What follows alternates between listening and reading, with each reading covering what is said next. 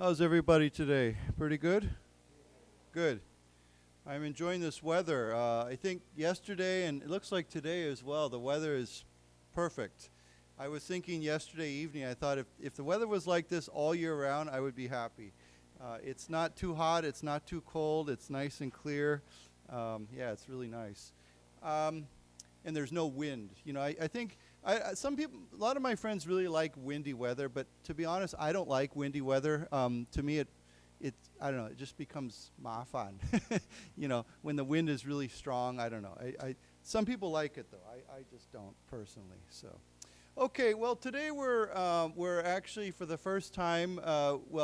We're kind of going to this e-reader, news reader that we're really looking at. And as you can see here today, we're not looking at the Taipei Times. We're actually looking at the Bangkok Post. Okay. You know where Bangkok is, right? Mangu, right? So Bangkok Post is a very old English newspaper. It's been around for a very long time, and I've read it many times when I've gone to Thailand. But it's, you know, I was just telling Miller that I actually prefer the international newspapers. If you go on this newsreader, there's newspapers from all over the United States, but I find that the American newspapers tend to cover a lot of topics in really in-depth details, and the articles tend to be really long. And I like it seems like the English newspapers overseas, like Bangkok Post or Taipei Times, they look at more international news, and the articles are a little bit shorter. So I think it's a little easier to read. Although we'll look around. I'm sure we'll find some articles in the American newspapers as well. But we'll start with this one. So I don't know. I've been watching the news recently on TV here in Taiwan, and they've been talking about the same story, and it's very interesting. It's about this Prince group, and they're from Cambodia originally, and of course you know Cambodia is kind of famous or infamous for these, what do they call them, 诈骗集团, you know, these scam rings. Now, I just used a very interesting word. When we say something is famous, I'm sure you know what that means. But if I say something is infamous, what does that mean? Yeah. Now, to be honest, I've seen this word used in both ways, infamous. Although in my mind, at least the way I see it, usually infamous is more like you're famous but for a negative reason, for a bad reason. So if you notorious, yeah, and notorious is similar in that sometimes I see notorious used for negative or positive ways, but I think that generally these words are used for more a negative sense. So for example, we might say that that city is infamous or notorious for crime, okay, or high crime. Or we might say this restaurant is notorious for bad food, okay, or he is notorious for, or he is infamous for, you know, as a murderer. He murdered somebody, you know, he was an infamous murderer, he killed somebody, okay. So these words tend to have a negative, you're famous or well known for something negative. But I will say again, I've seen these words also used. Sometimes I see them used in a way that's not negative. But I think that tends to be more exceptional. But anyhow, let's look at these words. Let's say them together. Famous. Famous. Infamous. Infamous. Notorious. Notorious. Okay. Now, of course, we can turn these into food, so we could say infamously or notoriously or famously. This word also has a noun. We say infamy. Infamy also means something that is bad. It's something that's happened that's very. There's one very common, very famous quotation that whenever I see this word, I think of when the Japanese attacked Pearl Harbor, you know, Zhenzhugang, in 1941. After they attacked, President Roosevelt, you know, the president, he said, "This is a day that will go down in infamy." He said, this day is, you know, basically this day will be remembered for very bad reasons. Okay, it will go down means it will be remembered as a day of infamy. Okay, so he used, yeah, but it just means something bad. So yeah, something bad happened on the day. So let's say that word together, infamy. Infamy.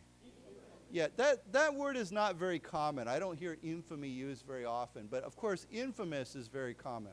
Okay, so anyhow, let's look at this article. It says Hong Kong police freeze $345 million in assets linked to fraud ring. Now, what is fraud?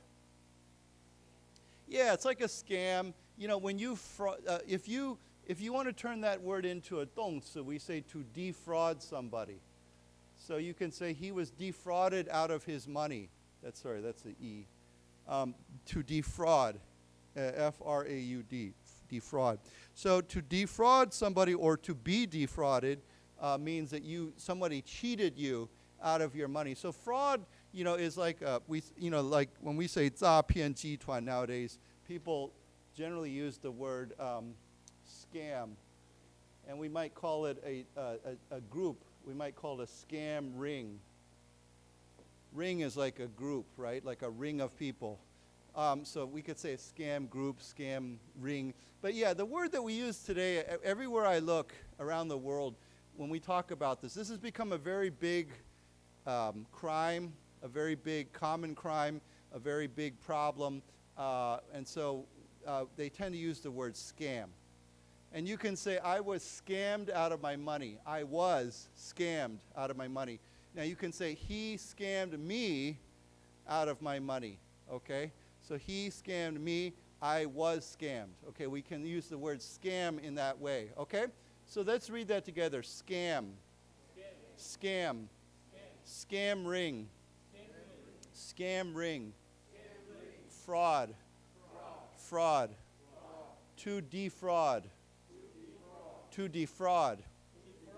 Right. Okay. So these are very common words. Unfortunately, these are very common words today. You read about them in the news a lot. People say. Now the word scam can be used in a more casual way. For example, let's say you go to you're shopping with your friend, right?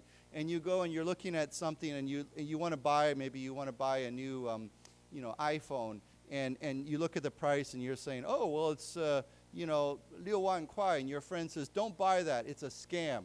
Okay, what it means is it's too expensive. It means they're stealing money from you. Now, a long time ago, we would sometimes say it's a rip-off. Okay, R-I-P-O-F-F. So to rip off is also to steal money from somebody or to scam money from somebody. Now that's a very casual word. And we can also say, I was ripped off by him, or he ripped me off, okay? Or that price is a rip-off, okay? It also means it's another expression to use, the money it was taken from me, it was stolen from me. So there's many different ways to express this. Why don't we say together, rip-off? Rip-off. Okay. So here we have a fraud ring, we could say a scam ring. It says Hong Kong police freeze. Freeze means what? Freeze we say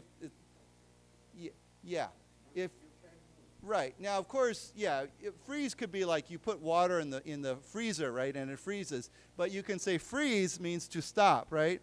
You can say if I'm walking and suddenly I freeze, it means I stop moving. But then here, freeze means that these assets, of course, assets are things that you have that are worth something. Like assets could be money, it could be your property, it could be your car, it could be anything that you own that belongs to you that has value. So when you freeze someone's assets, it means that they cannot use those things, right? They can't spend them, they can't take them out, they can't do something with them, they're frozen.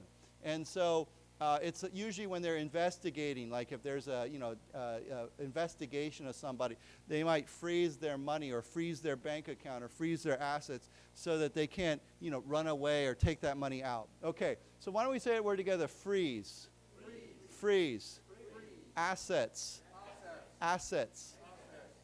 Okay, so this is just this is not the article. I'll read this introduction. It says, Hong Kong. Local police have frozen 2.75 billion Hong Kong dollars in assets linked to an alleged international fraud and money laundering ring, which local media reported is tied to Cambodia's Prince Group. Okay, so this is the name of the company or the corporation, the group. Prince, of course, you know, what is that, Wangzi, right? Or, yeah.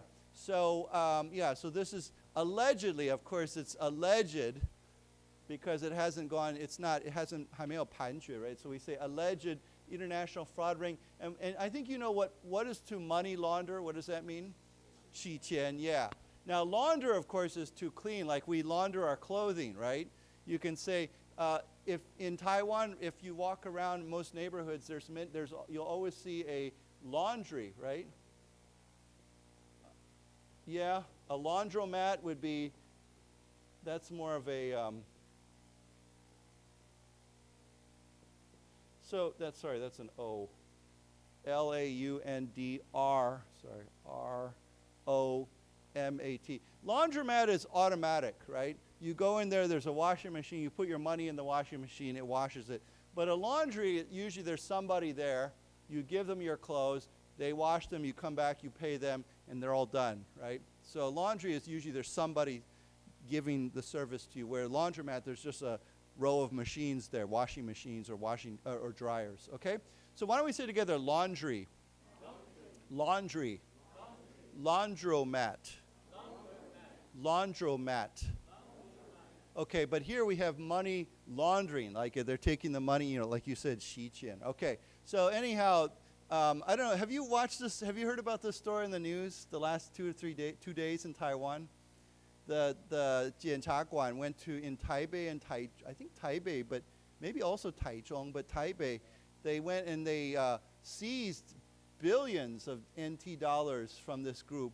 And the owner of this company, he had all these cars in the parking lot, and they said the cars, just the cars, not the property, not the cash, the cars were worth, I think it was over 4 亿for his cars. He had a Bugatti, he had he had all these cars that were super expensive. They said that one car, the Bugatti, is over, the price is over 1亿.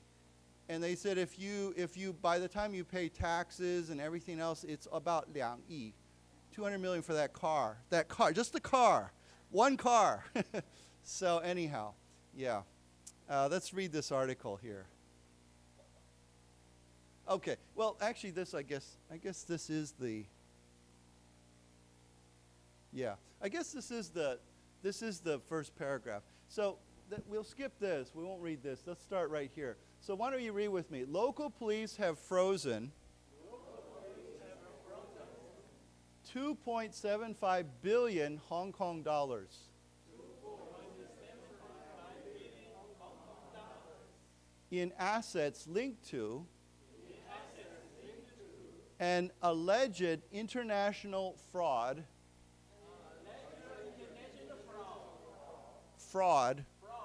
and money laundering ring. Let's say it again. Money laundering ring. Which local media reported is tied to Cambodia's Prince Group. Let's say it again. Cambodia's Prince Group. Okay, you know where Cambodia is, right? Okay, yeah. Okay. So let's go on. It says the police didn't identify the group in a statement to Bloomberg News late on Tuesday. The South China Morning Post, citing an unidentified person familiar with the matter, reported the syndicate was linked to Prince Group and its chairman, Chen Zhi, okay? So this is the guy that everybody is talking about. He looks very young, actually. I think he's in his 30s. And he's originally from China, but he became a Cambodian citizen. Now he has a Cambodian passport. And I know he's been all over Asia, including Taiwan. Obviously, he has a lot of assets in Taiwan. And I think there's like 7 companies in Taiwan that are connected to this Prince Group. Okay, so it's a big deal. Okay, so here it says police didn't identify the group, means the police didn't say, oh, this is the Prince group. But the South China Morning Post, which is a very big English newspaper in Hong Kong, citing, it means to quote or to note, to mention an unidentified person familiar with the matter, with this situation, reported the syndicate was linked to the Prince group. Now, what is a syndicate? Yeah, it's basically an organization. Now, sometimes we use this word for legal purposes, like we could say a news syndicate, right? A group of newspapers, like 报纸. Like sometimes we have a news group. We say a news syndicate. But sometimes we can talk about a crime syndicate, right? And if we say a crime syndicate, usually it's like organized crime, like the mafia, right? Or the triads, you know, these different crime groups. We say crime syndicate. So it really means like an organization, usually a fairly complex organization. So why don't we say together syndicate? Syndicate. Okay. So let's read this. The police didn't identify the group. In a statement to Bloomberg News,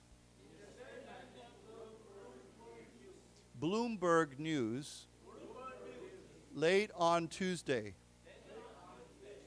the South China Morning Post, citing an unidentified person, let's say it again, unidentified person, familiar with the matter, reported the syndicate was linked to Prince Group and its chairman Chen Zhi.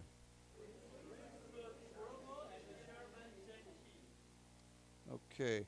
It says here the frozen assets including cash, stocks, and funds owned by corporate entities and individuals are believed to be crime proceeds according to the police. No one has been arrested. Okay, so cash, of course, you know, stocks, like, you know, 股票. Funds, of course, would be like 基金. Okay, now here it says corporate entities. What is an entity? Yeah, that's actually a good word, a being, like B-E-I-N-G, like something, like an entity could be an individual thing, like a creature or being or something that exists, or it could be like here a corporate entity could be a company or a business. It just means, yeah, something that exists, like a being. Like it's kind of a broad word, but you know, like you said, we might just say a being. You know, we talk about human beings, right? You know, a being. It's there. It's in existence. Okay.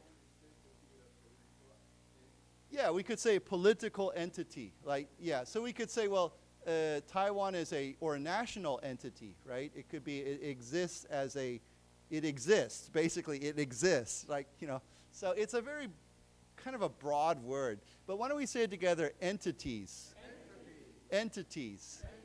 Okay, so corporate entities and individuals, okay, so a corporate entity would be a business or something like that, and an individual.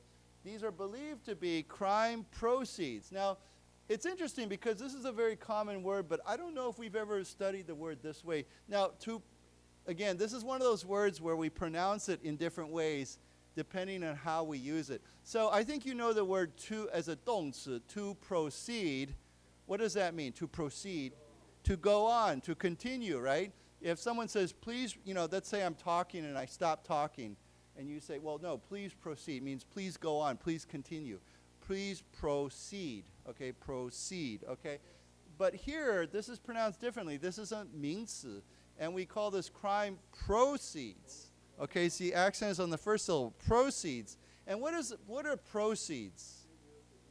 Yeah, it's income, it's money, it's something you earn from something. So for example, let's say, I don't know, Xinguang Sanyue has a big sale today. And then at the end of the day, they say, today the proceeds from our sale were how much? You know, this much, okay? I'll give you another example. Right now I'm organized, every year we organize the Taichung美国商会. We organize a big 募款晚会, right? A gala, like a party, a fancy party. and we raise money for that, from that party. And we always say all the proceeds from this party will be given to help children in Taichung. So we are going to donate the proceeds from this party to children with special needs in Taichung. Okay, yes?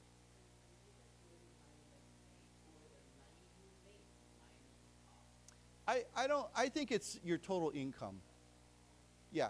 So to be honest, when I talk about that gala, usually we say the profits, because obviously we have to deduct our costs, right? We have to take that out. But often many activities, they'll just say all the proceeds. It means all the income. What I think they really mean is all the profit from this event will go to charity, 慈善, right? So anyhow, let's say it this way here. This is announced. So let's say it this way. Proceeds. Proceeds. Okay, but then as a reminder, let's think about the word, the 动词, to continue, to proceed. To proceed.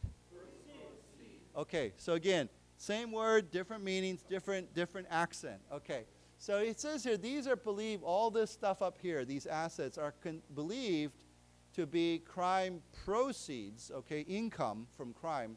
According to police, no one has been arrested. Now, I know in Taipei yesterday, the day before, I think they did arrest some people, or at least they called them in to question them, and then maybe they had to 找保 or something like that. Yeah. So anyhow, let's read this. The frozen assets, including cash, stocks, and funds, owned by corporate entities. Let's say it again. Corporate entities and individuals are believed to be crime proceeds. Proceeds, according to the police. No one has been arrested. Okay.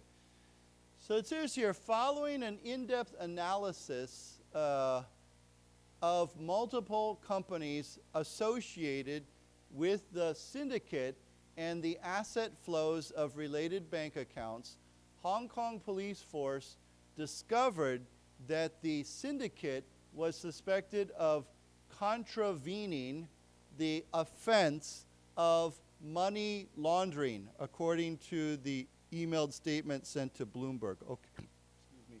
So here it says in-depth analysis. Of course, you know what in-depth means, right? It means very deep, right? In-depth is deep. We could say deep analysis, in-depth analysis.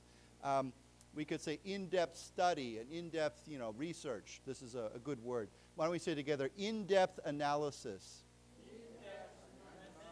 In-depth analysis. Okay, so they did an in-depth analysis of many companies associated with this syndicate, okay? And the asset flows of related bank accounts. So it means where is this money going? Where is it moving? How is it coming back and forth? The Hong Kong police discovered that the syndicate was suspected of contravening the offense of money laundering. Now, I think we've learned this. Maybe we haven't learned this. What does the word contravene mean? Violate, yeah, it means to break a law, especially a law or a regulation, okay? So, if we say this, this contravenes a treaty or a law or a contract, it means to violate or to break, okay? So yeah, contravene is a good word. Often, if we have a treaty between two countries or an agreement and we contravene, that means we break it. Okay, so why don't we say together, contravene. Contravene. Violate. Violate. Break.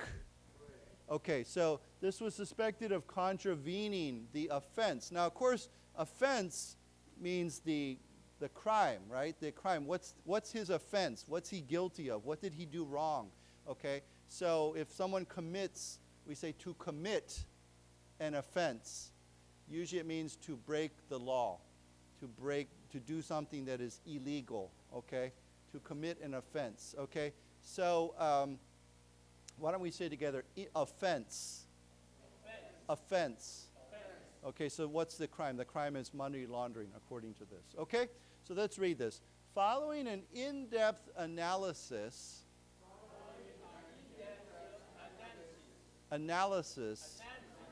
of multiple companies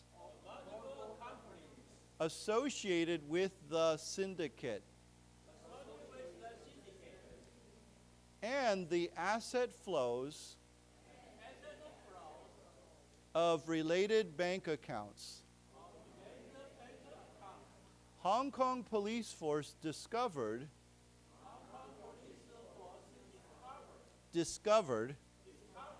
that the syndicate was suspected of contravening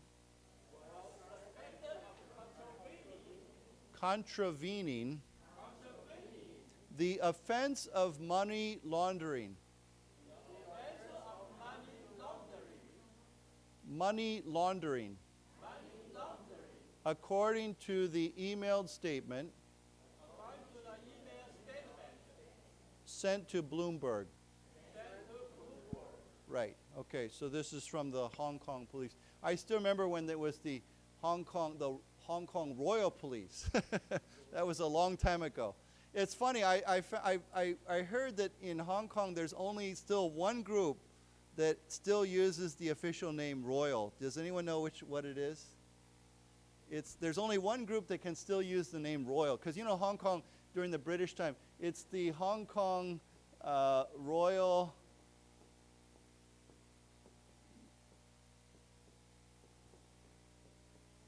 Yacht Club. Okay. Do you know what a yacht is? It's like a big sailing boat, okay? And so usually if you belong to a yacht club, you're very rich, right? Because you have to own a yacht. Yachts are very expensive. You know, they're usually big boats, sailing boats, and you can live on them. But yeah, I heard that after 1997, you know, of course, the Royal Hong Kong Police Force, there was the Royal Hong Kong Jockey Club, you know, the horse racing club, and I think they all had to change their names, but the Hong Kong Royal Yacht Club kept their name, so I guess for some reason they were able to keep their name. I guess they still have a connection to the British. Yeah, so that's kind of fun. Okay, so let's go on. It says here, oh, sorry, you had a question? Of what? Yeah, so there's another way offense. Whoops, that's an E. I think for a crime, this would be the one that I like this one here. I associate this, if something is offensive, or if someone says no offense, okay? No offense means no, yeah, I'm not trying to insult you. I'm not, you know, let's say you want to be honest with your friends, right? And they say, what are they, I'm trying to think of a good example. If someone says, you know, I think this is a great idea. I think we should do this. And you tell your friend, you say, well, no offense, but I think it's a terrible plan, okay? It means that I'm not trying to insult you.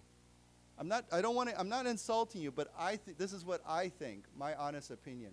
So, you know, it's kind of like when somebody says, honestly, I don't like it, okay? Or someone might say, no offense, but, you know, usually we say but afterwards, okay? So, or you know, I think if you just, let's say you bump into somebody, you know, you say, oh, I'm sorry, or no offense, you know, so it just means I don't want to, basically sorry. I don't want to insult you. So when we say it that way, I see it with the S, but offense as a crime, usually I think we use it with the C, okay? Now offensive, what does offensive mean? Very insulting. Or something that's just very, it makes me upset. It's very negative, okay? Yeah, something that offends you, right? Okay? Yeah, offensive smell. okay? Sorry, this is the obvious base word, to offend, right? O-F-F-E-N-D, okay? So something that's offensive is something that offends you.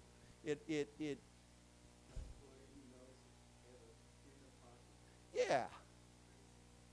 Well, yeah, racism is very offensive, but I'll give you a small example, and this is something that it's a cultural difference. Actually, I tell people when Americans come to Taiwan, I think I've told you this before. In Taiwan, if you're in a restaurant and you burp, what's burp? Yeah.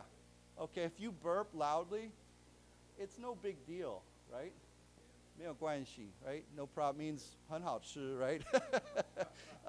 But in America, if you burped in a restaurant, if you burp out loud, you should always say, excuse me, okay? Because it's considered offensive, okay? If you don't want to offend them. Just like, I tell Americans if they go to Japan, they go to a la mian restaurant and people are making all kinds of noise. It's no big deal. It's not offensive for Japanese. But it might offend Americans because they think, when you eat, you should be quiet when you eat, right? Don't make a lot of noise. Don't bother your other customers. So we could say that offends me or that is offensive, okay? So that's the way we use this word. But here with a C, O-F-F-E-N-C-E, it's more like a crime, right? It's actually an offense. There are many offenses according to the law, like money laundering or even murder, right? I mean, that's an offense, a criminal offense. So we would call that a criminal offense. It means it's a crime, okay? Or legal offense, okay. Okay, so, yeah. Yes? Similar, but very similar. Yeah. I mean, a cartel can be good or bad. It could be either one. Whenever I think cartel, I think of drug cartel, right? Like especially from Colombia or South America. Right now Donald Trump is, Donald Trump is attacking these boats off of Venezuela, right? Because he says they're being run by the drug cartels to smuggle drugs out of Venezuela, so they're attacking them, they're blowing them up. But yeah, you would say those are probably run by drug cartels, okay? And so that word cartel, C-A-R-T-E-L, is similar to the word syndicate. It could be legal or it could be illegal, either way. But often when I hear the word cartel, I immediately think of something that's illegal. It's a very common word for crime, and also, like I said, crime syndicate, right? This is a word that we hear a lot.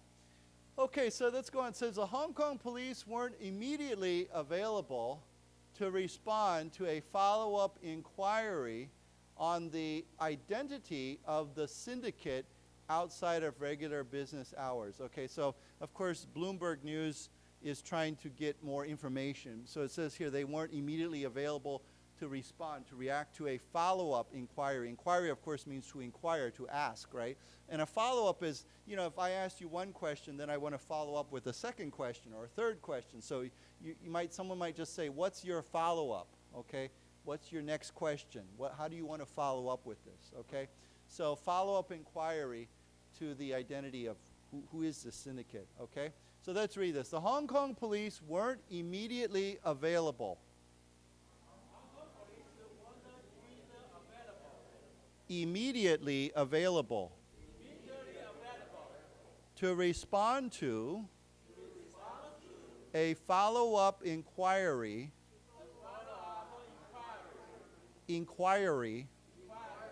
on the identity of the syndicate outside of regular business hours. Right. Okay. So here's more detail. I will say this whole case started when the U.S. government, the FBI, they announced that they were coming after this group, and they, just about 2 or 3 weeks ago, they kind of unveiled, they revealed this big investigation into this group. And then, of course, after the U.S. did that, then Cambodia and Hong Kong and Taiwan and many different places started to crack down on this group or investigate them. Okay, so it says there, U.S. and U.K. authorities have accused Mr. Chun and his network of running a transnational criminal ring that operated scam centers using forced labor and laundered billions of dollars in stolen funds around the world. The U.S. indicted Mr. Chun and seized $15 billion in Bitcoin, shedding light on how his group, with assets in places including London, Hong Kong, Singapore, and Taiwan, operated largely unhindered for more than a decade. Okay, so there's some good words here. First thing I want to note is that obviously the Bangkok Post likes to use British spellings, okay? So this is a British spelling, right? With the R-E instead of E-R, right? It's okay, either one's fine.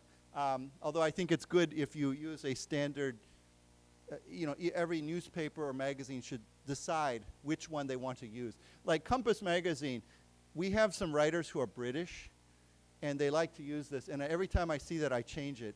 Because we say, well, our style is the American style. So there's nothing wrong with their style, that's fine, but in our magazine we want to keep the same style, so we always change it. And of course, this is another word. The British spelling has a U. Usually the American spelling just has a O-R, okay, labor. So either one's fine. Okay, so it says they've accused him, this guy, Chen Zhi, and his network. What's a network? A network is a, yeah. Like a spider web, right? It's like, whenever I think of people in Taiwan like to talk about guanxi, right? I always tell foreigners, I say guanxi is kind of like a network, right? You develop a network of people that you know and that can help you or you can help them. And so network can also be used as a verb, right? 动词. For example, every month 美国商会 has social events, like we call them happy hours, where people just come together and we have some drinks, and there's no agenda, right? There's no schedule. People just go there to network with other people. So if someone says, oh, I want to go and network with some business people, it means I want to know them, talk to them, allow them to know who I am, and then maybe we have some connections. To make connections, basically that's what it means, to make connections with other people. Yeah, to connect with people. So I always say, sometimes we use this as a 形容词. We say a networking event, okay? Event where you go and you network. So it is a networking event. Now, of course, network can also be like, like our 网路 is a kind of network, right?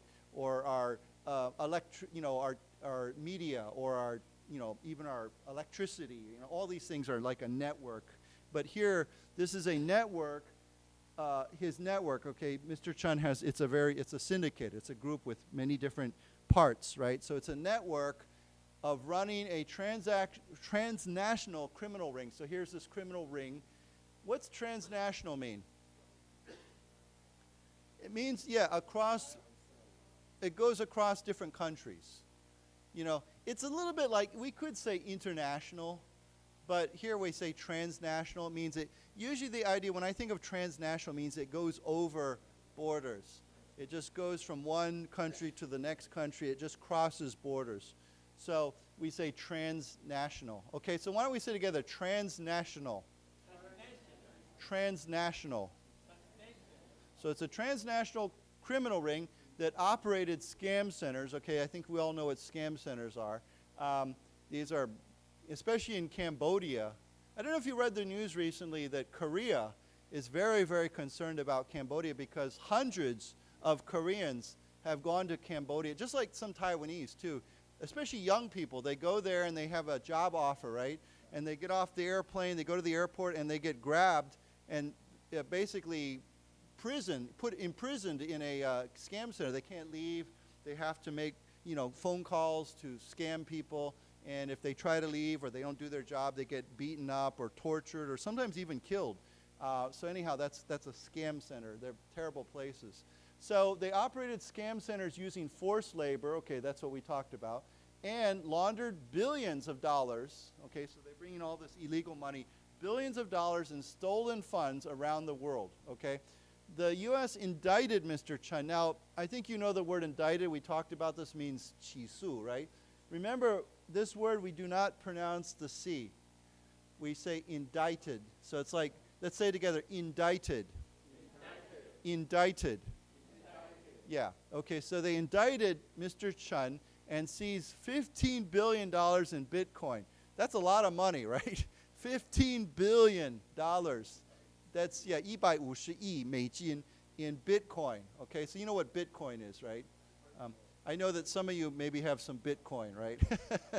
I have friends that bought Bitcoin like 5, 6, 7 years ago, and they're very happy today.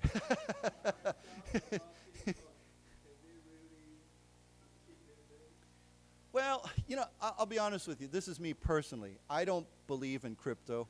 I don't buy it. I don't invest in it. To me, this is what I call it. I call it, I'll tell you what I call it. I call it funny money. It means, I know that crypto is worth a lot of money today. I mean, especially Bitcoin. But I don't know. To me, there's no value in it, right? It's not like, I mean, even gold has value, right? Or, you know, but to me, Bitcoin doesn't actually hold any value, and I don't like the fact that it's digital, right? Now, I'm very old-fashioned, right? I'm very conservative, right? I like something I can hold in my, right. I like to put, you know, I don't put my money under my bed, but I do, but I'm very old-fashioned, but yeah, it's like, I'll give you an example. There was a very famous story about a guy in the United States. He just gave up about 6 months ago, but he had a Bitcoin wallet.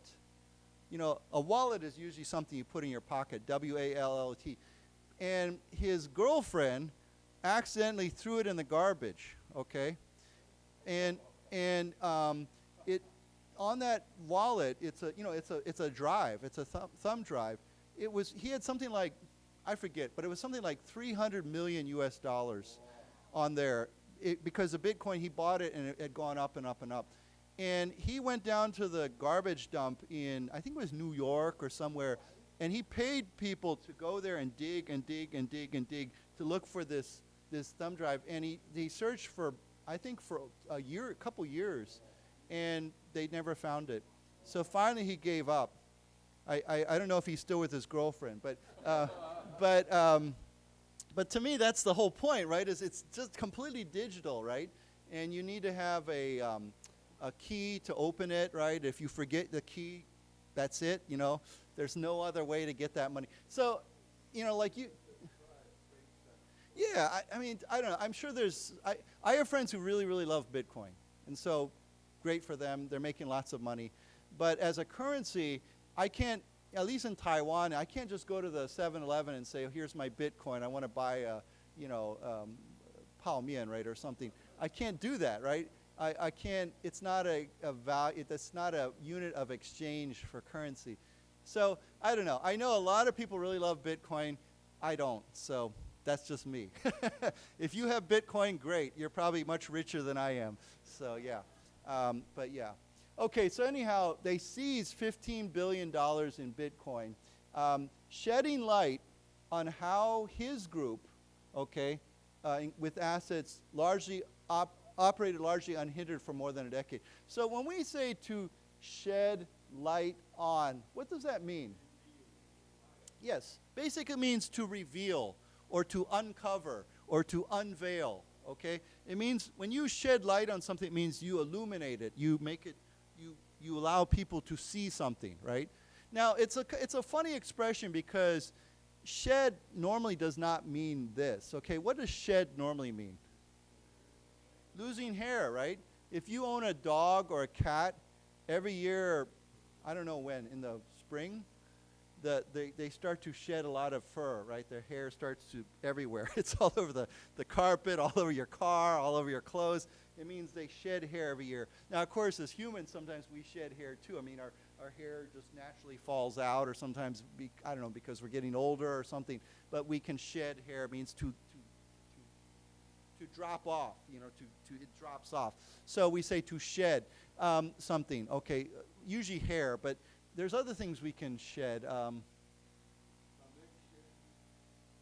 Well, a shed could be a house, a little shack. But as a verb, I'm trying to think, what else do we shed? Yes, okay, that's a good one. When we cry, we say to shed tears. Okay, you know, your tears come out of your eyes. So it's like the water is coming out. Your eyes are shedding tears. It means they're letting off water, just like you let off hair or whatever. So to shed tears, that's a good expression. It's very common too. People say he shed tears over his dog. You know, it means to cry. So that's another way of saying cry. Instead of, if you don't want to write cry, you could say to shed tears. Okay, so yeah. But here it says to shed light. Okay, so it seems kind of strange because, I don't know, it doesn't seem right. But anyhow, this is a very common expression. To shed light means to reveal, to uncover, so that people can see something. Yes. Yeah, I mean, it could be to shine on, yeah, but we wouldn't normally say it that way. We wouldn't say shining on how his group. We would say revealing how his group, or shedding light on how his group, and showing, you know, how his group. Okay.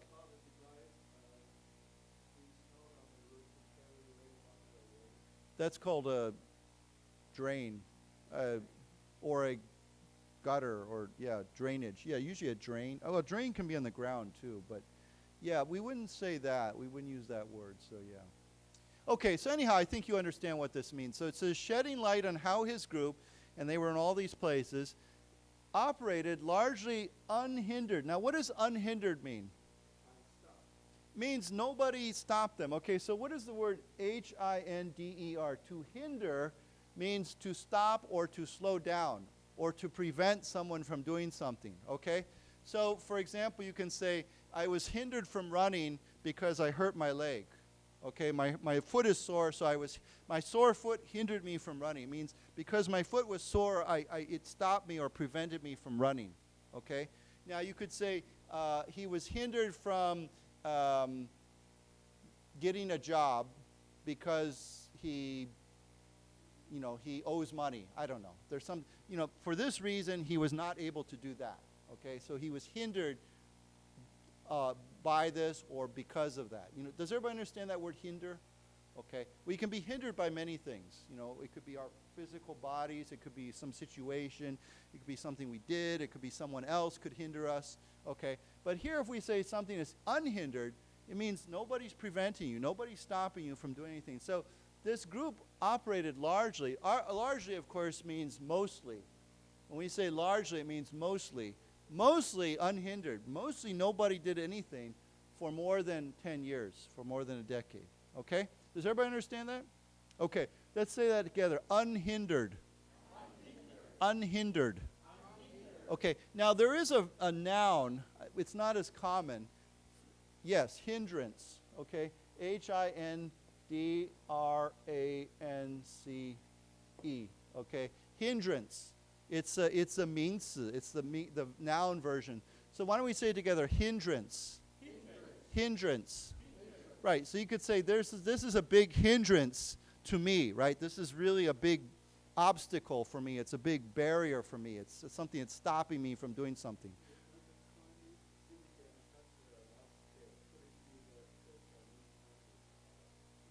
Well, that's what the news said yesterday. I think, it's funny because I think I saw on the news, they were asking two questions. They were saying, how can this group operate in Taiwan? How can this group operate in China? They said, who's helping them, basically, right?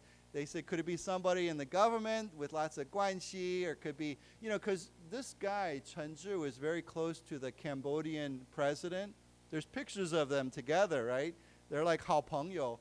And I know that some people are saying, well, of course, in places like China, but maybe even Taiwan, it could be they have political help, right? Somebody, when you're really rich, you have a lot of money, and you have all these assets, of course, it's very easy to buy influence, right? To say, hey, here's something, some hongbao or something, for helping something, yeah. So, yeah. So, I don't know, that's a pretty big question. Okay, so let's read this. It says, let's read this together. U.S. and U.K. authorities authorities have accused Mr. Chun and his network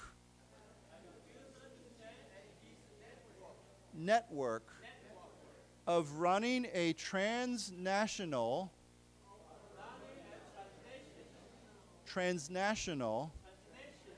criminal ring that operated scam centers using forced labor and laundered billions of dollars in stolen funds around the world. The U.S. indicted Mr. Chun and seized $15 billion in Bitcoin.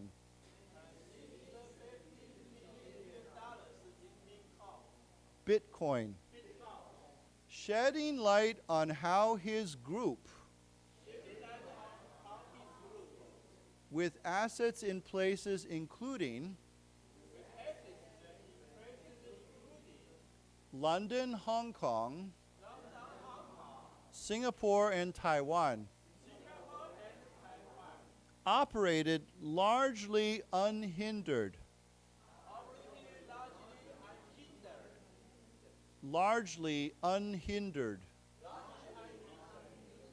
for more than a decade. Okay, so it says here, Singapore police mounted an enforcement operation last week against Mr. Chun and his associates, seizing more than 150 million Singapore dollars in assets and freezing items including a yacht, there's a yacht, we talked about the yacht, 11 cars and bottles of liquor. In Taipei, prosecutors obtained court approval on Tuesday to seize more than 4.5 billion NT dollars in assets from real estate to luxury properties. Okay, you know what a luxury property would be, right? You know, in Taiwan they talk about haozai, right? You know, like expensive apartments or expensive houses. Not just expensive, but I mean, of course, in Taiwan, everything's expensive for real estate. But we say super expensive properties. Okay, so luxury of properties. I know in Taipei, well, if you go out to, you know, Taichung, you know, Qiqi, Chonghua区, that area, that's luxury. Actually, it's not. I mean, well, it's considered a good meal, but lobster can be quite cheap in America. In fact, some years it's really cheap because they have too many lobsters. So they sell them for really cheap prices. So in Taiwan, lobster is a luxury, but in America, maybe not so much. Yeah. So it's interesting because some things are a luxury in one place, but they're not a luxury in other places, right? Depends on what's available, you know, how.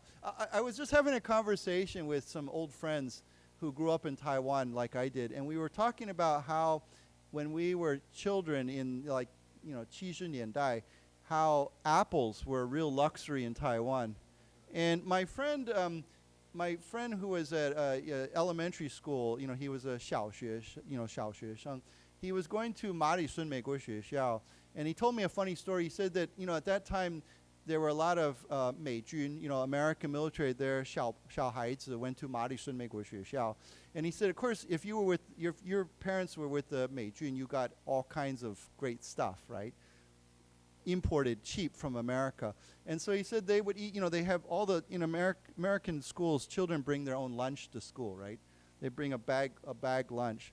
So my friend had his lunch, and this other kid had his lunch. And the kid saw my friend's lunch, and he said, American students like to trade, okay? So he looked at something my friend had, and he said, oh, I like that. And my friend looked at him, and he had an apple. And he said, I want that apple.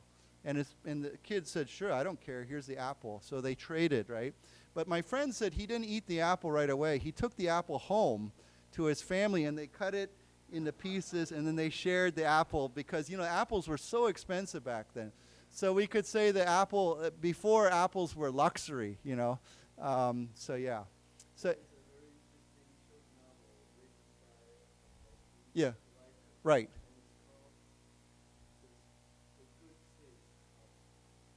Apple, the good taste of apples, right. Okay, yeah. But I have a question, maybe you can answer this. Wasn't Taiwan growing apples up in the mountains back then? Weren't there? But so why were they so expensive then? Yeah. Oh, okay, yeah. Because, I was thinking, they must have had apples up in Lishan and those areas, right? So, but it seems like, I still remember one apple in Taiwan was so expensive. Maybe, yeah. Or maybe the imported apples were extra sweet, like the ones from Japan or Meiguo. Yeah. So anyhow, apples were a luxury. Yeah. Okay, so let's just read these. It says here, I mentioned this word earlier, but again, this word here is interesting.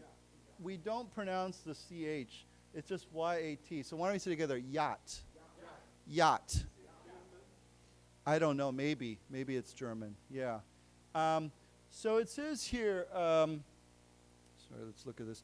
It says Singapore police mounted an enforcement operation. When you mount something, it means also to carry out. Now, mount can mean like to ride, like you mount a horse, right? You could even say I mounted my motorcycle, right? It means to climb on top of the motorcycle. But often we talk about, like in America and also the UK, we have a special kind of police called the mounted police. Actually, Canada has a group called the Mounties, right? But basically, the mounted police means these police ride horses, okay?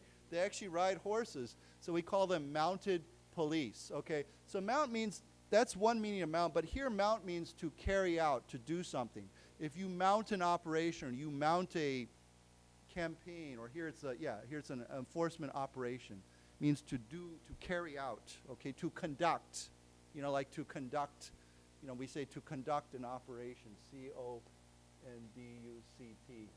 or simply to carry out something. Okay, so they mounted an enforcement operation last week against him and his associates. Of course, we could say his colleagues, his associates, okay, means the people you work with, seizing more than, okay, all this stuff here.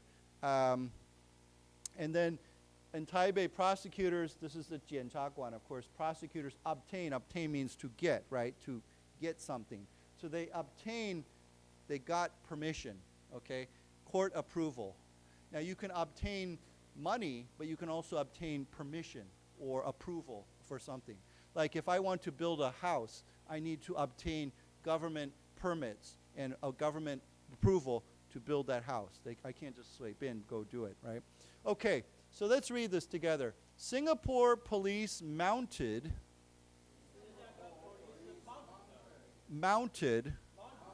an enforcement operation.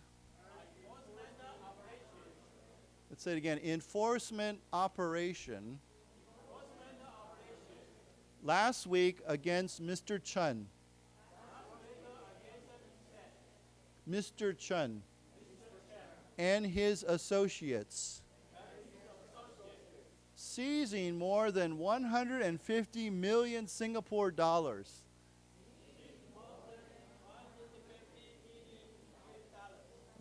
Singapore dollars in assets, and freezing items including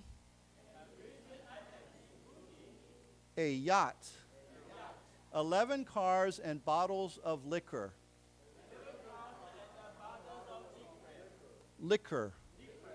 In Taipei, prosecutors obtained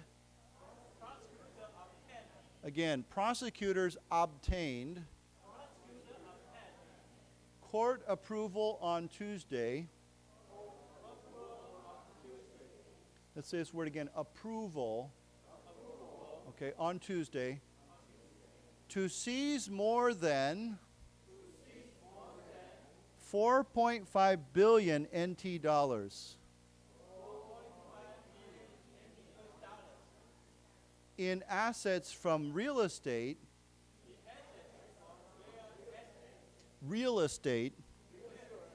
to luxury properties. Okay, to be honest, luxury properties are a kind of real estate, right? So real estate could be land, it could be a building, it could be a house, it could be apartment. But we say real estate just means, 房地产, it means, it just means stuff. In America, we have real estate companies, right? Like Century 21. I know they have that in Taiwan too. Very famous real estate company. And of course, in Taiwan has many, many real estate companies. Okay, so yeah, they make a lot of money. You know this word liquor, of course, means alcohol, right? There's many. Liquor is just a very broad word, right?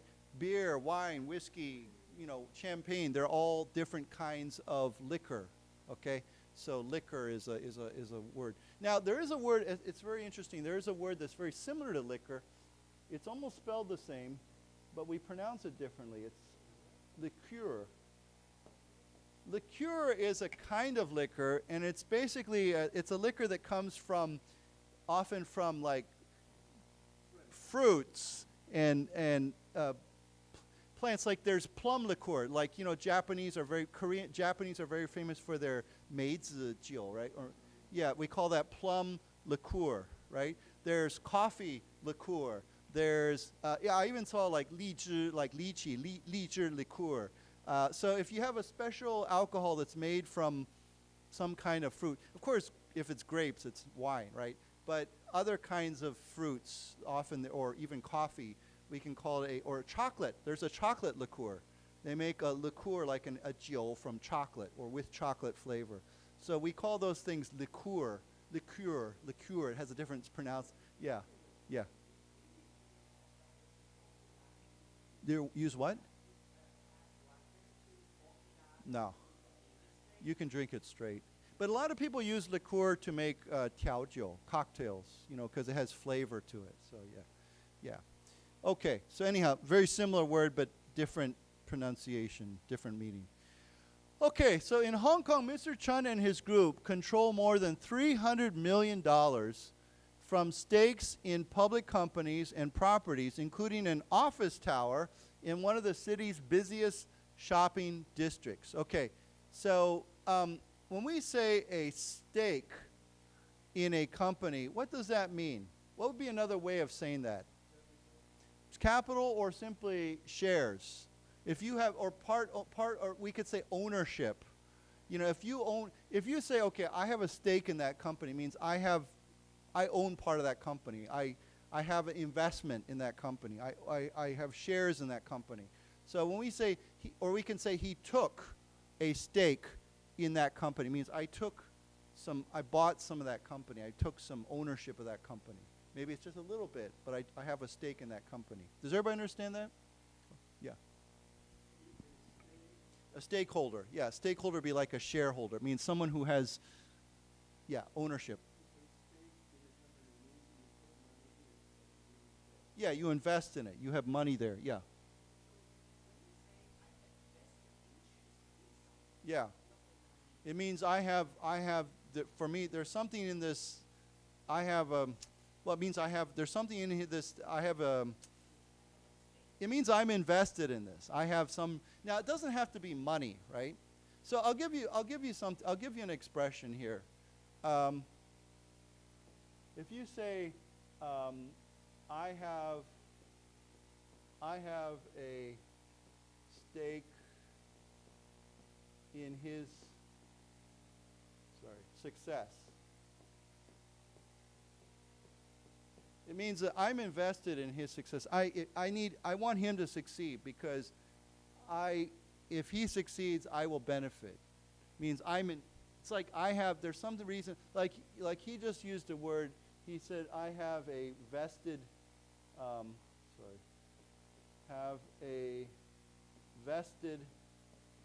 interest in something.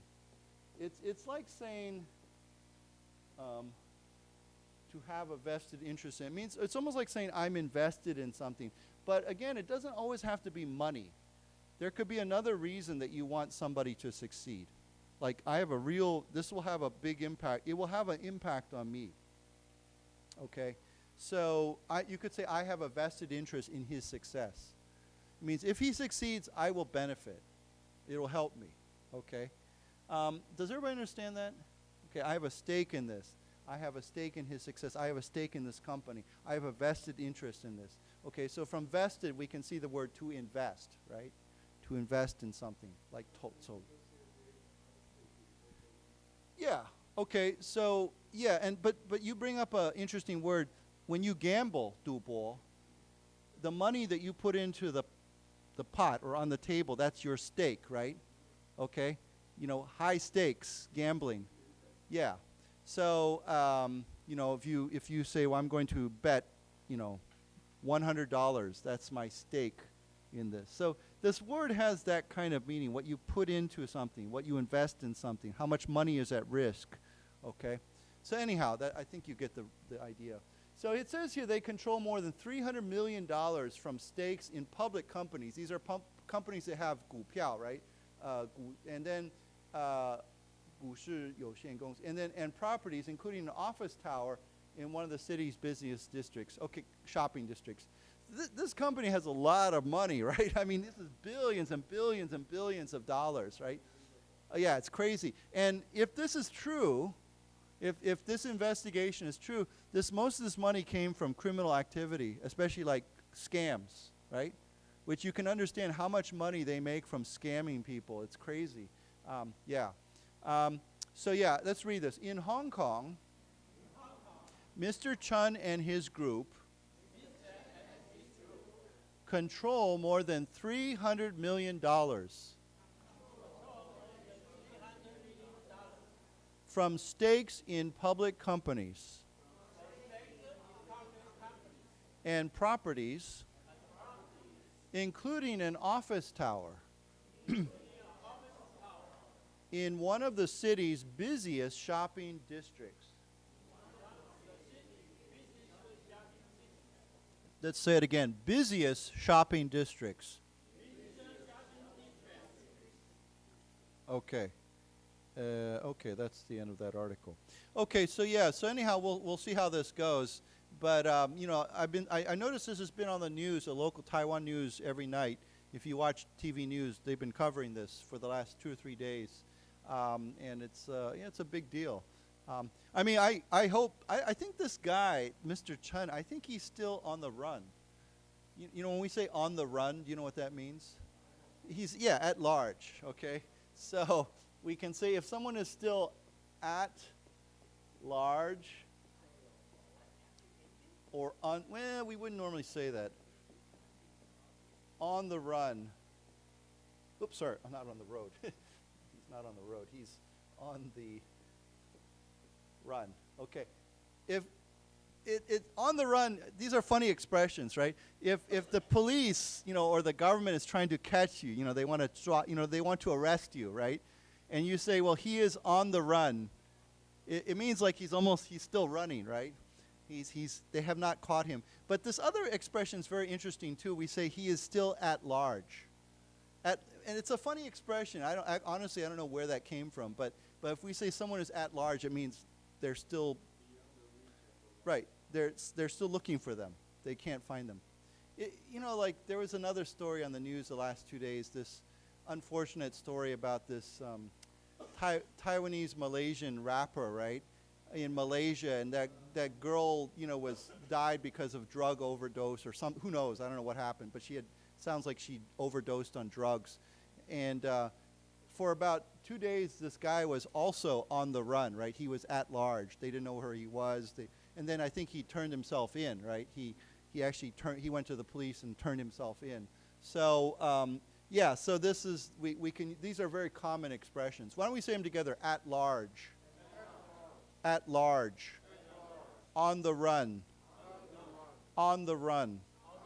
Right, so often we say they are still at large, or they are currently at large, or they are still on the run. You know, this is the way we say that. Okay, are there any questions about this? Any about this article?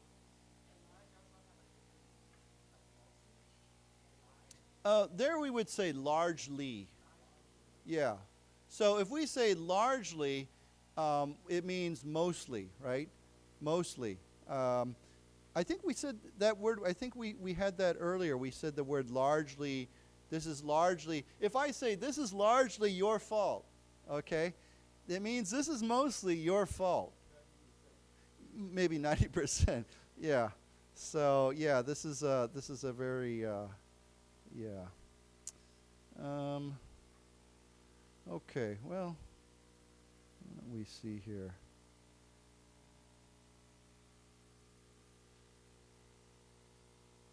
I will say, I think the Bangkok Post is a good-looking newspaper. I wish the Taipei Times had that much news. There's a lot more here than the Taipei Times has become smaller and smaller. I think they're running out of money or something. You have to go. I have to go talk to the 自由时报. No. Yeah, but it's owned by 自由时报. Yeah, I wonder if they're running. Maybe they don't have enough money to keep the.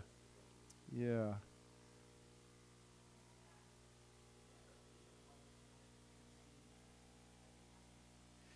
No, it's just that, you know, this class is sponsored by the AIT American Corner, right? And they want us to try this. So, you know, I think it's fine too. We've been looking at the Taipei Times for many years, so it's kind of nice to look at some other yeah. So anyhow, yeah, why don't we just look at this article?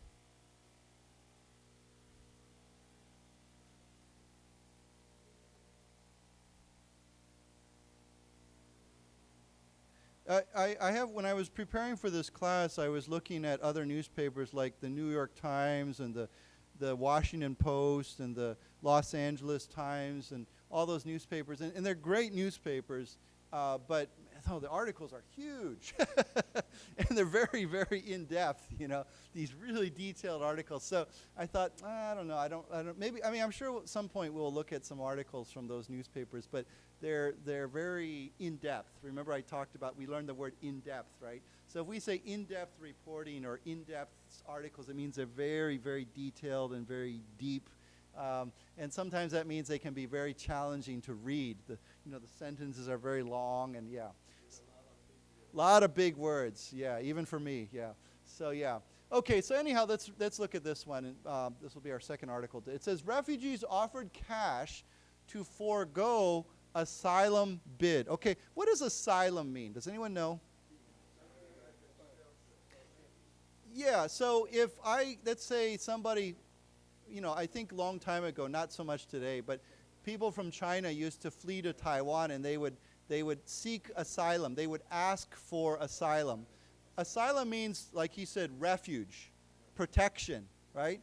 And what do people usually, why are they usually seeking asylum? For what reason? What's political? So we can say he asked for political asylum. Okay, now there's other kinds of asylum too. We could also say what else?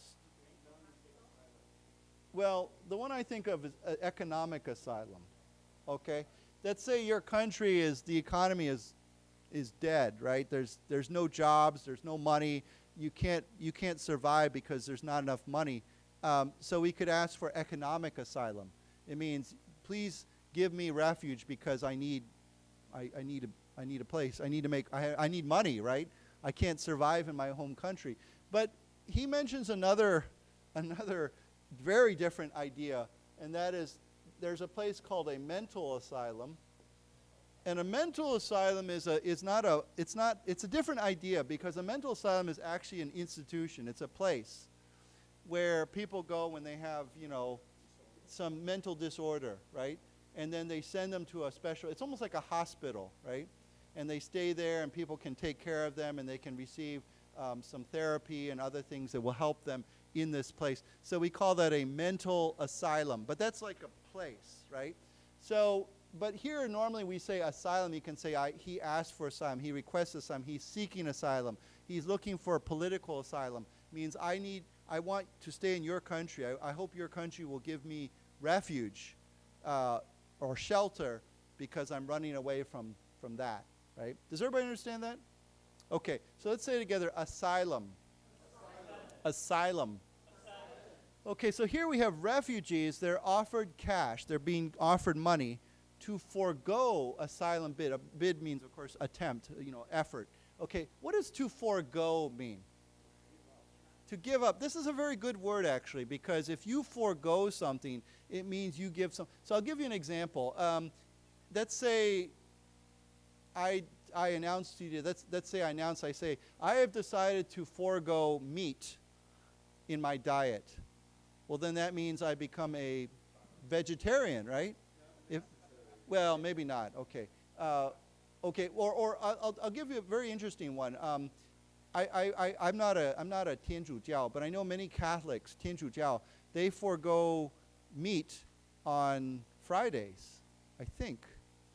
So they eat fish on that day. They can't eat, I might be getting this completely wrong, but I think some traditionally Catholics, they forego, I think it's meat on Friday. I think so. Not all Catholics, but some Catholics, 天主教, traditionally they would do this. So they would eat fish instead of meat. Like, there must be a reason, and I should go Google that, but or ask AI, you know.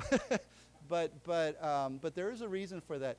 And I may be getting this wrong. Maybe I'm not remembering this correctly, but I heard that one of the reasons McDonald's, 麦当劳, introduced a fish sandwich is because of 天主教 Catholics. They couldn't eat 汉堡 on those days, so they said, okay, we're going to give you fish sandwich. Yeah, so anyhow, that I haven't, but I should. I'll go home and do that, yeah. So anyhow, anything that you forego, you might forego sugar or salt or what? Oh, alcohol. We talked about liquor, alcohol, right? He said, I've decided to forego all alcohol, you know, yes. Alcohol, caffeine, yeah, tea. Tea has caffeine, so I think that's why. So they don't, no Coca-Cola, no coffee, no tea, of course no alcohol. So yeah, they forego those things. They don't drink them, yeah. Maybe now.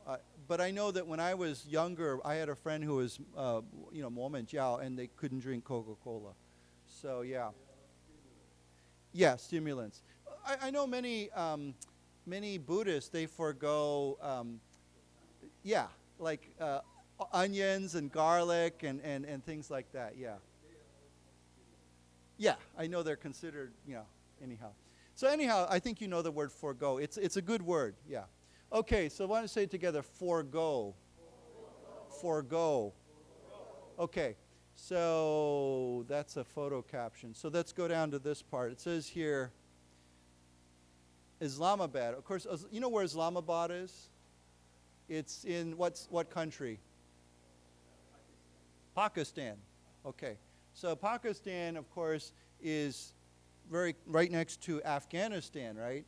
And so many Afghan refugees come to Pakistan. They're looking for refuge. Okay. I think Islamabad is I think Lahore is the biggest city. It's the economic capital. But I think Islamabad is actually the political capital official capital of Pakistan. So yeah. So it says here, Berlin is offering cash to Afghan refugees in Pakistan if they agree to give up their places on a program for resettlement in Germany, activists said on Tuesday. So what does resettlement mean? To relocate somebody. So, if you settle somewhere, it means you move there, you settle down. You say, I've settled down in Taichung. It means, or I've settled in Taichung. But resettle means to relocate somebody, to give them a new home or a new place to live, okay? So we can say to resettle. Now, of course, that resettle is a verb, 动词, and resettlement is the noun. So why don't we say, first of all, let's say it together, to resettle.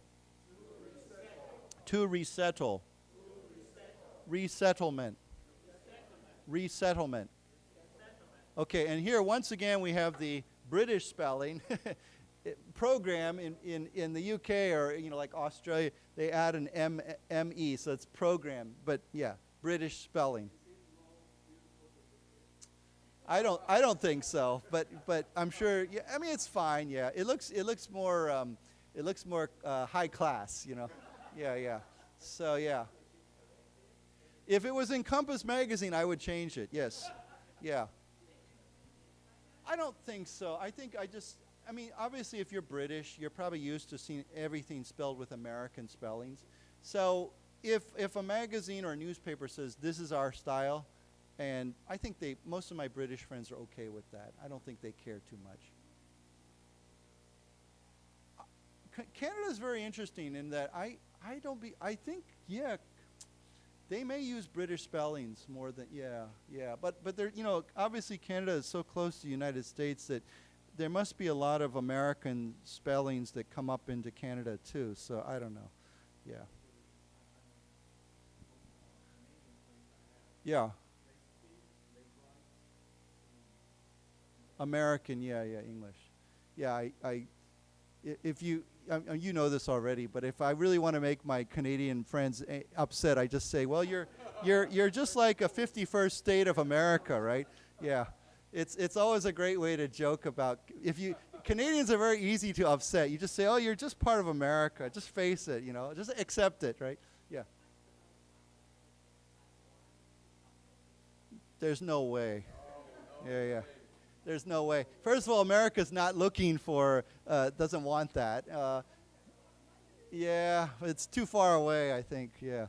I think if there's a place, we talked about, if there's one place that would be possibility of becoming a 51st state, it would be Puerto Rico in the Caribbean. It's big enough, and it's very close to the United States, and they actually have talked about this, right? It's yeah, but actually right now Puerto Rico is in debt. They actually owe a lot of money. Of course, the U.S. government's in a lot of debt too. So yeah, so I don't know if it makes a big difference. But yeah, Puerto Rico, their financial situation is not really good. But they actually have had a gongtou that asked them, do you want to stay the same? Do you want to be independent? Or do you want to be a state of the United States? And I think now they still want to keep it the same. They don't want to change it yet. Who knows in the future. But yeah, so it's funny because Canada is very close to the United States, and it's a different country, of course, very different system and everything, but it's funny. When I was growing up, I had many Canadian friends, and they were always criticizing the United States. They loved to criticize the Americans. I remember, even when I was a kid, they would say, your money is so boring, Canadian money has many different colors and pictures. American money is boring, and I was like, oh, so yeah. It's a territory of the United States, just like Guandao. It's the same thing. In fact, I think Guandao and Puerto Rico both came from Spain, right? They were both belonged to Spain, and then there was a Spanish. I think they both came from the Spanish-American War. I know Guam did, just like the Philippines. Yeah. Oh yeah. They're under the control of the U.S. federal government. Yeah. Yeah, so it's just like, their finances. To be honest, I don't know how their finances work. I don't know if it's similar to a state financial situation, but I just know that the territory government, it seems like they're running a very high debt. So I don't know how they got there or why that is, or yeah. Well, you can go talk to Donald Trump about that. Maybe Donald Trump wants Greenland, right? So maybe you can give him Taiwan too, yeah. So yeah. Okay, so it says here, Berlin is offering cash. Okay, so let's read this together. Berlin is offering cash to Afghan refugees. Refugees. In Pakistan, if they agree to give up their places on a program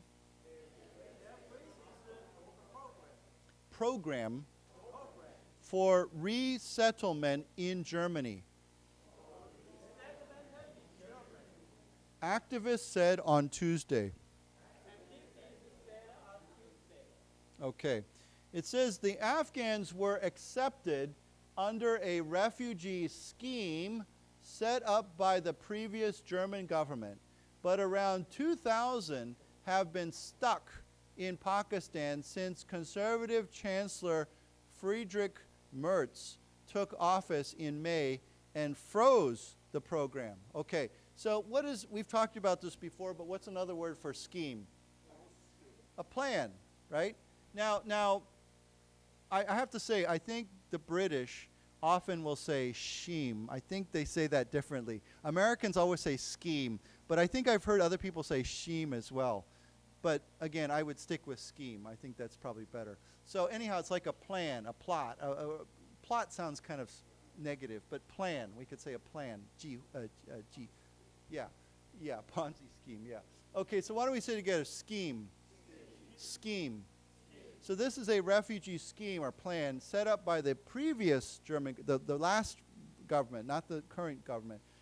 Around 2,000 refugees have been stuck in Pakistan since a conservative chancellor, this is their new leader from Germany, took office in May and froze. Here's that word again, froze. Okay, the program. So again, here's that word. We can freeze someone's assets, but we can also freeze a program. We can stop it. When we freeze a plan or freeze a program, to me it has a slightly different idea. It's not like cancel, right? If you cancel something, it means it's gone forever, right? But if you freeze something, it almost means like it's like 暂时停, you know? Like what? Postpone, or maybe actually another, suspend. That's the word I was thinking of. Suspend, because postpone sounds like it's going to start again at a specific time. But suspend means to put on hold, to suspend it. It might be suspended forever, or it might be just temporarily, you know, 暂时 suspended. So when we say the word froze, it could be forever, or it could be on again in the future. It could continue again in the future. We don't know. Okay, so let's read this. The Afghans were accepted. Accepted under a refugee scheme set up by the previous German government. Let's say it again. Previous German government. But around 2,000 have been stuck in Pakistan since conservative Chancellor Friedrich Merz took office in May and froze the program. Okay. You know, it's interesting because it seems like, I think you remember about 5 years ago or more, many European governments opened their doors, they opened their countries to refugees from Afghanistan and from all over Africa. And now there's now a bit of a, let me show you a word here.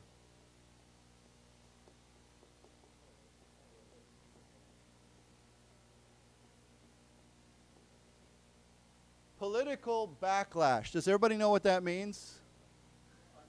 Yeah. So you know what? If you do something and there's a very negative reaction to that, we call that backlash. Okay. So let's say I'm trying to think of a good example. Yeah, I think you know what I mean, right? It's like a negative reaction, right? Yeah, well, backfire is when you do something and it has the opposite effect, right? But backlash just means you get a lot of negative result from that. So I think there's a lot of political backlash to this, lots of widespread immigration or, you know, refugees coming into Europe. Now, of course, some Europeans still very much welcome refugees, but many Europeans think there's too much, right? And they need to stop it, okay? So I think this is part of that because this guy is more conservative. He's more 保守, okay? Okay, let's go on. It says, according to the... in Pakistan? I don't know. Maybe the United Nations, UN, or maybe even I'm sure the Pakistan government has to pay some money. But yeah, I'm sure, probably United Nations, or there's also many non-profit organizations. You know, we say NGOs, you know, So it says here, according to the initiative Air Bridge Kabul, refugees have been sent a letter offering them money and other support in return for exiting the resettlement program. Okay, so initiative, again, is another word we use for a plan, a program. You know, initiative, we say a government initiative. It means something that they're doing, a program, a project, a plan, okay? So why don't we say a word together, initiative. Initiative. Okay, and it's called, this initiative is called Air Bridge Kabul. Where's Kabul? You know Kabul, right? It's the capital of Afghanistan. Right. Okay.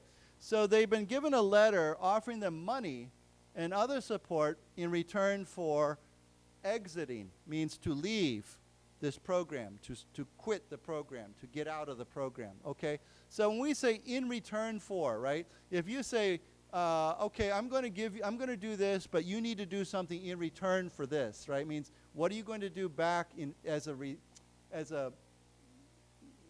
in exchange for? That would be another way, to in exchange for, in return for, okay? So somebody says, well, if I help you today, what are you going to do in return for my help? Means what are you going to do to help me, right? Or in exchange for that. Okay. So let's read this together. According to the initiative,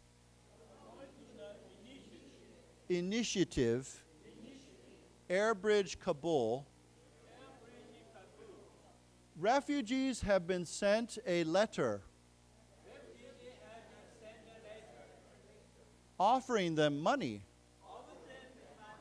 and other support in return for exiting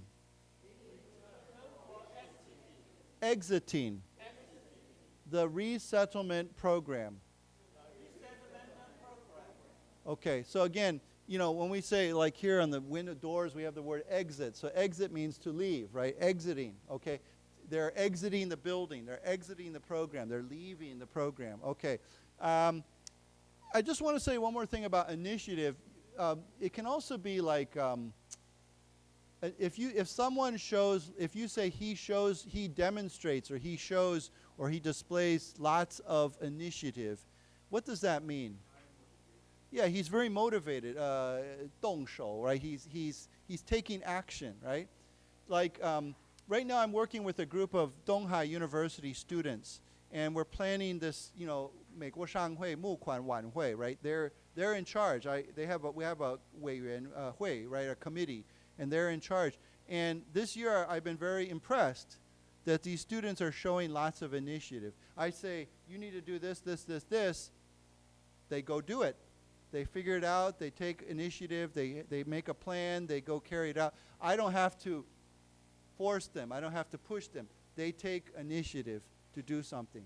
So that's good. It's positive. So we can use the word, if someone takes initiative, it means they do something on their own. They do it by themselves. They take action to do something. Nobody has to force them. Nobody has to push them. Does everybody understand that? Okay. So yeah, it's a good word. Yeah. So if we say what makes a good employee? If you're looking for, let's say you want to hire somebody in your company, you say, what are you looking for? You say, well, I want somebody who has lots of initiative. They show lots of initiative, or they have lots of initiative. Okay? So anyhow, that's that. Okay, so let's go on here. It says, in the case of a single woman, the payments would be about 1,500 pounds in Pakistan, and a further 5,000 pounds in payment if she travels to Afghanistan or a third country. Okay, it's funny because you can tell this is a Bangkok Post article because they have baht. What's baht? Thailand. So it's the money in Thailand, right? So they've you know, yeah. So yeah. So anyhow, if this is for a single woman, okay, how much money she gets if she, I guess she, okay, an initial means at the beginning, at first, you will get this amount. Initial means at the start, at the beginning. And then a further, more additional 5,000 pound payment if she travels to Afghanistan. Of course, this is, oh, no, this is not pounds. This is euros, not pounds, okay. So this would be a euro. Yeah. Yeah. How do you say euro in Chinese? Oh yuan, right? Yeah, oh yuan, right? So let's say it again. Euros. Yeah. So, okay. I'm not going to read this paragraph because it's just about money. Let's go on to the next paragraph. It says here, a spokesman for the Interior Ministry told AFP that there are offers within the framework of a voluntary return program to Afghanistan or departure to another third country. Okay, so what's a framework mean? Yeah, So this word, I have to say, I use this word a lot. It means, we can use the word, for example, if I say, this knowledge, if I teach you this, it will give you a framework to understand that, okay? It means like a window, okay, or like a 平台, like a platform to understand or do something, okay? So we say a framework for understanding, a framework for cooperation, a framework for, I don't know, it just, does everybody understand that word framework? Okay, there we go. Yeah, so yeah, it's a good word. We use this word a lot. Okay, so why don't we say together, framework. Framework. Right, it's a way of doing something or seeing something. Okay, so they said that there are offers within the framework. Okay, what's the framework? Of a voluntary return program to Afghanistan. So voluntary means I go back on my own. I volunteer to return to Afghanistan, or departure to another third country, meaning not Germany, not Pakistan, but another country. Go to a different country. Okay, so let's read this together. A spokeswoman for the Interior Ministry told AFP that there are offers within the framework of a voluntary return program. Let's say it again. Voluntary return program to Afghanistan, or departure to another third country.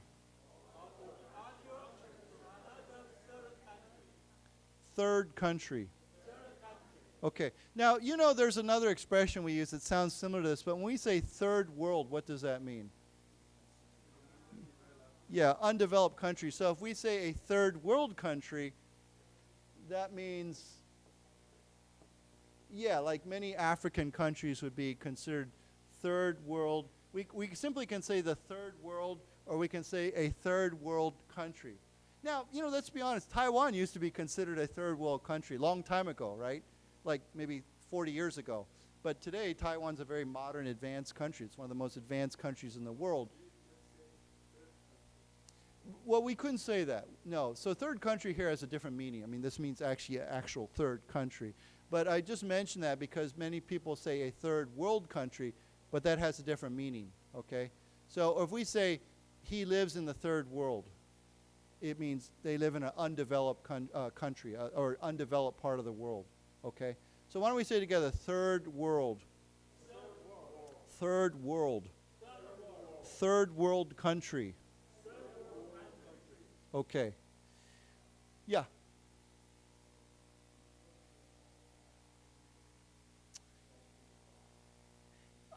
I haven't heard that term in a very, very long time. I don't think it's used anymore. Second world. I really have. I always hear third world is a very common term, but first world and second world, I don't really hear those terms. So yeah, I think if you use those, people would know what you were talking about. So yeah. Yeah. Okay. Okay, so let's just read this, and this will be our last paragraph today, and then we'll be done. It says, the German scheme was aimed at Afghans who had worked with German forces in Afghanistan, or who were deemed at particular risk from the Taliban. For example, journalists, lawyers, and human rights activists. Okay, so this whole plan is aimed at, we could say it's targeted at, it's aimed at, or designed for Afghans who had worked with German forces. Okay, I think they're talking about German military forces that were in Afghanistan before, or who were deemed at particular risk. Now, when we say deemed, what's another word for deemed? Regarded, considered, yes, to considered or regarded as, okay? So if you say that is, he deemed that to be a threat, or he says deemed a particular risk, it means I considered or regarded something to be a risk or a threat, Okay, so these people are deemed or considered to be at. They're not a risk. They're at risk. Okay, there's a difference, right? If you say that is a risk, it means that is giving me as a risk to me. But if you say someone is at risk, it means they face a risk. Okay, so these people are at risk. They face a risk from what? From the Taliban. Why? Because, for example, they may be journalists, like, 记者, or lawyers or human rights activists. So these people could be, arrested or given trouble by the Taliban. So they are at risk. Okay? Remember, there's a difference. They're not the risk. They are at risk. Does everybody understand that? Okay. So let's read this together. The German scheme was aimed at Afghans who had worked with German forces. Let's say it again. Afghans who had worked with German forces. In Afghanistan. Or who were deemed at particular risk.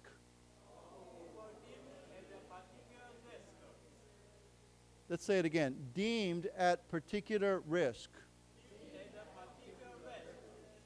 From the Taliban. For example, journalists, lawyers, and human rights activists. Right, okay. I think here's what's going on. The program, Germany welcomed these people before, right? They had this program. But now they have a new president, a new leader. And this new leader is a conservative party, right? So they don't want more Afghans coming to Germany. So, but they have the program, they had the program, right? So now they have to think, okay, now what? What do we do? 怎么办, right? So they're saying, okay, we'll give you money if you agree to stay there or go back to your home country or go somewhere else. We'll give you money because there's still these 2,000 people that were under the program that had not come to Germany yet. So they're trying to, this is kind of a solution to this problem that the German government has, is what do we do about these people? So yeah. Okay, any other questions? Okay, well good. Nice talking to you, and we'll see you on December 4th. Okay, yeah. Okay, thank you. We'll see you.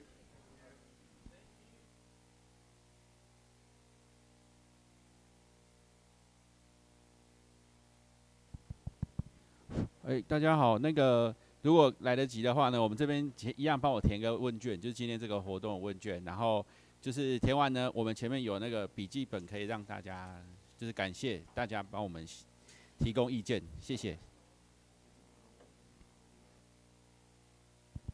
就用手机扫一下，然后它会跳出一个 Microsoft 的问卷。那我们这边是台中美国资料中心，它不用去写太多的资料，对，谢谢。